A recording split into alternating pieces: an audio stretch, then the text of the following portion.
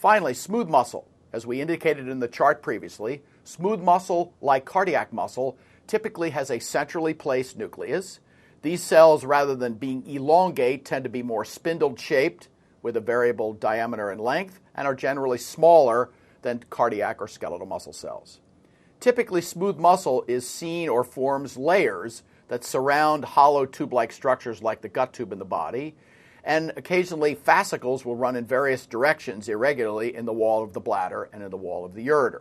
Whereas, as we said, typically smooth muscle is much more highly organized, forming discrete inner circular and outer longitudinal layers that characterize the gut tube.